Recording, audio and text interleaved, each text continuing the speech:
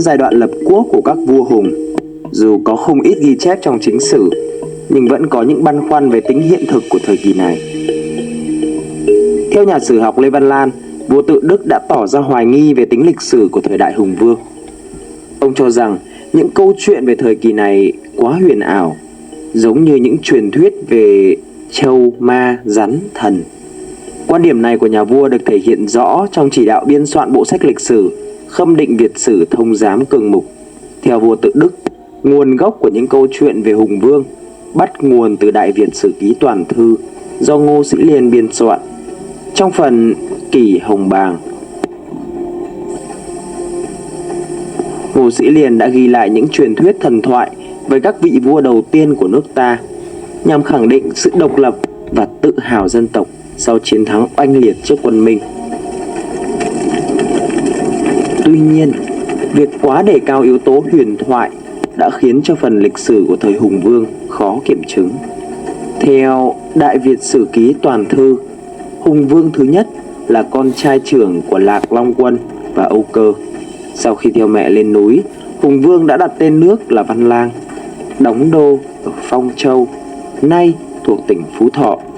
Cũng theo ghi chép của Đại Việt Sử Ký Toàn Thư, vị vua Hùng đầu tiên của nước ta là Kinh Dương Vương, lên ngôi năm Nhâm Tuất, tức năm 2879 trước công nguyên. Mở đầu cho giai đoạn trị vì của các vua Hùng kéo dài đến năm Quý Mão, tức 258 trước công nguyên, thì kết thúc 18 đời vua Hùng. Tổng thời gian trị vì là 2622 năm. Theo Đại Việt Sử Lược, được coi là bộ sử lâu đời nhất của nước ta, đến đời Trang Vương nhà Chu 692 đến 681 trước công nguyên, ở bộ Gia Ninh có người lạ dùng ảo thuật áp phục được các bộ lạc, tự xưng là Hùng Vương, phong tục thuần hậu, chất phác, chính sự, dùng lối kết nút, truyền được 18 đời, đều gọi là Hùng Vương. Vậy là có hai bộ sử lâu đời của nước ta xác nhận có 18 đời vua Hùng, nhưng tổng thời gian trị vì lại hơn 2.600 năm. Nếu chia trung bình thì mỗi đời vua Hùng kéo dài gần 150 năm. Đây là điều bất hợp lý. Điều băn khoăn này cũng đã được Ngô Thời Sĩ ghi chép trong cuốn Việt Sử Tiêu Án vào năm 1775 như sau. Trên đây, đời Hồng Bàng tự vua Kinh Dương, đồng thời với Đế Nghi, đến đời Hùng Vương thứ 18 cộng 2.622 năm. Ông để thêm lời bình bên dưới như sau. Xét từ khoảng đời Kinh, đời Hùng, 20 đời vua, 2.622 năm, nhiều ít, trừ đi bù lại, mỗi vua được 120 tuổi. Người ta không phải là vàng đá, sao lại sống lâu được như thế? Trong cuốn Việt Nam Sử Lược, nhà sử học Trần Trọng Kim cũng viết, cứ tính hơn bù kém, mỗi ông vua trị vì được non 150 năm. Dẫu là người đời thượng cổ nữa thì cũng khó lòng mà có nhiều người sống lâu được như vậy. Xem thế thì đủ biết chuyện đời Hồng Bàng không chắc là chuyện xác thực.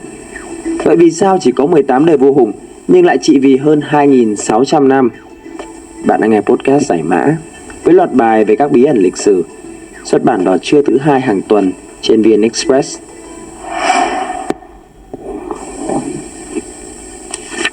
Câu hỏi này có thể lý giải bằng giả thuyết sau. Không phải 18 đời như sử sách đã chép, mà là 18 nhánh. Nhà sử học Nguyễn Khắc Thuần là người đưa ra giả thuyết này. Theo ông, 18 đời vua Hùng không phải là 18 cá nhân, mà là 18 nhánh. Mỗi nhánh có nhiều đời vua kế tục nhau. Các vị vua trong cùng một nhánh sẽ lấy chung một niên hiệu. Điều này giải thích cho việc vì sao chỉ có 18 niên hiệu trong suốt chiều dài lịch sử các vua Hùng. Quan điểm này cũng được củng cố bởi các tài liệu cổ như Ngọc Phả Hùng Vương, được soạn vào năm 980 dưới triều vua Lê Đại Hành. Trong đó, chữ đời được hiểu là thế, ám chỉ một dòng dõi, một thế hệ, chứ không phải một cá nhân. Vậy nên rất có thể đã có nhiều vị vua cùng một vương hiệu trong một nhánh. Với cách hiểu này, có thể giải thích tại sao thời gian trị vì của các vua Hùng lại kéo dài đến hơn 2.600 năm. Đó không phải là tuổi thọ của một người, mà là tổng thời gian trị vì của nhiều đời vua. Khi nhánh này kết thúc, vương hiệu mới sẽ được đặt và nhánh tiếp theo sẽ bắt đầu. Trong một bài viết của ông Phạm Bá Khiêm, tác giả của nhiều đề tài nghiên cứu khoa học về lịch sử dân tộc, có đề cập đến các thư tịch và thần tích được ghi chép dưới thời vua Lê Đại Hành năm 980. Trong đó có ghi chép khá rõ về các đời vua Hùng cùng những thông tin liên quan. Có 18 nhánh vua Hùng, bao gồm 180 đời vua nối nhau trị vì. Tính trong 18 chi đời vua Hùng, truyền ngôi đại bảo cho 180 đời đế vương, Sơn Hà quy về một mối, kiến lập được 122 thành điện. Tổng cộng các năm của 18 đời thánh vương, di truyền ngôi các triều thánh tử thần tôn là 2.622 năm, thọ 8.678 tuổi. Sinh được 986 chi, các hoàng tử công chúa sinh được 14.378 cháu chắt mưu duệ, cai trị khắp đầu non góc bể trong đất nước, vạn cổ trường tồn, mãi mãi không bao giờ dứt. Năm 1470, dưới triều Lê Thánh Tông, niên hiệu Hồng Đức, từ năm 1470 đến 1497, Hàn Lâm Viện trực học sĩ Nguyễn Cố đã soạn thảo Ngọc Phả Hùng Vương với tên đầy đủ là Ngọc Phả cổ truyền về 18 chi đời Thánh Vương triều Hùng. Tác phẩm này chính thức đưa Hùng Vương vào chính sử Việt Nam, giúp xác lập tông phả của các vua Hùng. Nhờ có bản Ngọc Phả này, triều đình Hậu Lê có đủ cơ sở để tổ chức lễ tế giao như các triều đại phương Bắc, khẳng định độc lập và tính chính thống của Đại Việt. Vậy vì sao lại là con số 18? Dù đã có giả thuyết lý giải về 18 nhánh vua Hùng, nhưng thực chất, con số 18 chỉ là biểu tượng cho sự trường tồn của dân tộc. Theo ông Dương Trung Quốc, Tổng thư ký của Hội Sử học Việt Nam, con số 18 chỉ là con số tượng trưng, một con số có liên quan đến hằng số tư duy của người phương Đông, cấp số nhân của con số 3 như 3, 6, 9, 18. Điều này có sự tương đồng với hình ảnh 18 con chim lạc bay ngược chiều kim đồng hồ trên mặt trống đồng. Ông cha ta đã sử dụng con số này để vừa tạo nên tính thuyết phục về mặt lịch sử, vừa chứa được yếu tố tượng trưng, ước lệ. Đồng thời, nhà sử học Nguyễn Khắc Thuần cũng cho rằng con số 18 không phải được lấy một cách ngẫu nhiên. Đối với văn hóa dân tộc Việt Nam, con số 9 được xem là một con số thiêng liêng bởi nó là bội số của 9. Vậy nên có thể không hoàn toàn chính xác về số đời hoặc nhánh vua Hùng. Trong bản thần tích xã Hy Cương, Phú Thọ có ghi chép về vị vua thứ 19 như sau. Vua Hùng Duệ Vương thuộc chi thứ 18 là vị vua cuối cùng trong chi này. Ngài đã truyền ngôi cho con trưởng, xưng là Hùng Kính Vương, tức vua chi thứ 19. Tuy nhiên, Hùng Kính Vương chỉ lên ngôi được 6 năm thì mất. Do đó vua cha là Hùng Duệ Vương lại phải tiếp tục trị vì.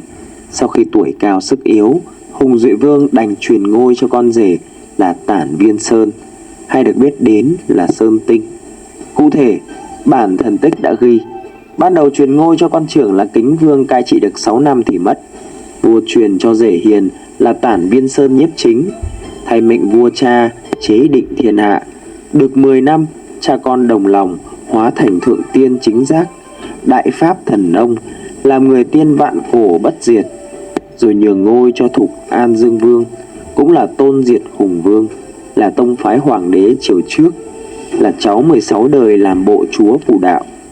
Tư liệu ghi chép về vị vua Hùng thứ 19 là vô cùng ít ỏi. Có lẽ vì thời gian trị vì chỉ vỏn vẹn 6 năm nên không có nhiều ghi chép về vị vua này. Trong bản thần tích, ngoài việc đề cập đến niên hiệu và thời gian trị vì, không có thêm bất kỳ thông tin về năm sinh hay năm mất của vua Hùng thứ 19. Tuy nhiên, việc các cá nhân trong các sự tích được ghi nhận có tuổi thọ cao không hề xa lạ trong các nền văn hóa khắp thế giới. Văn hóa Trung Quốc đã từng ghi chép về Tam Hoàng, 3 vị vua huyền thoại, đều sống rất lâu so với con người. Trong đó Thần Đông làm vua 140 năm. Trong Kinh Thánh Cựu Ước của phương Tây, tổ tiên của người Do Thái cũng sống lâu hơn 100 năm. Adam, con người đầu tiên, sống hơn 930 tuổi.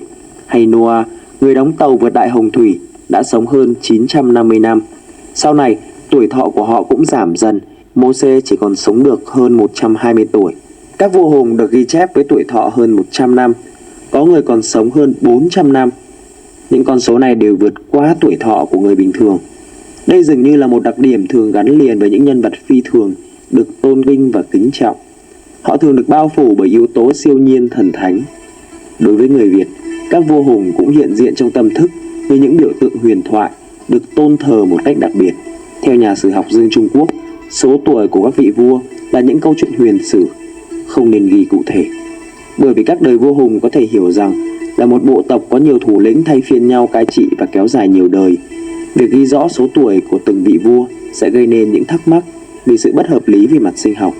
Ông cũng cho rằng từ thế kỷ 15, huyền sử đã trở thành một phần của chính sử nhằm giáo dục con người về cội nguồn dân tộc. Dù ai đi ngược về xuôi, nhớ ngày giỗ tổ mùng 10 tháng 3, khắp miền truyền mãi câu ca, nước non vẫn nước, non nhà ngàn năm. Tuy nhiên có đến 18 nhánh vua Hùng. Vậy ngày mùng 10 tháng 3 âm lịch là ngày giỗ của vua Hùng nào? Có một số tài liệu lịch sử ghi lại, ngày giỗ tổ đã có từ cách đây 2.000 năm.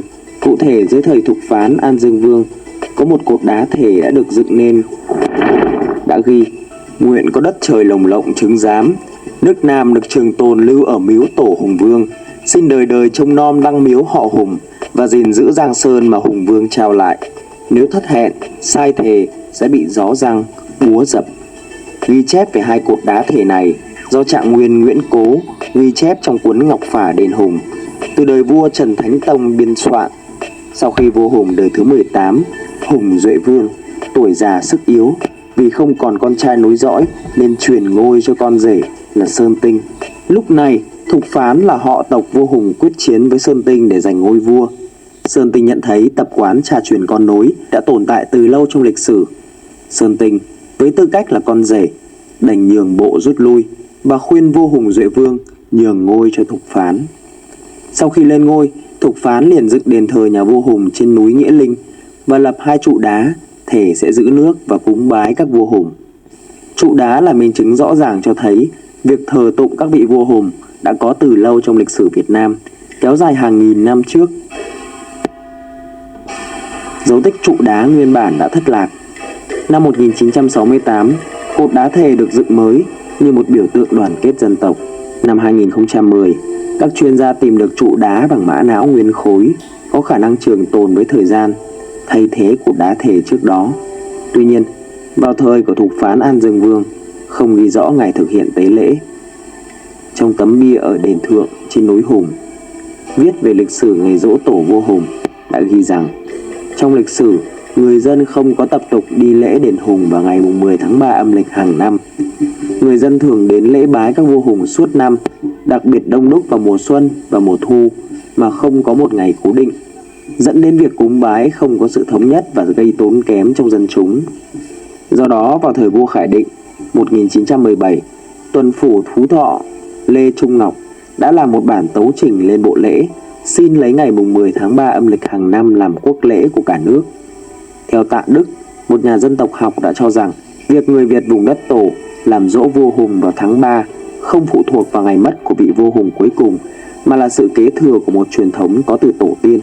Từ thời vị vua Hùng đầu tiên, triều đình Văn Lang đã duy trì truyền thống thờ cúng tổ tiên thuộc dòng họ Hùng Bàng, bắt nguồn từ thời Kinh Dương Vương với nền tảng vương quyền sâu sắc.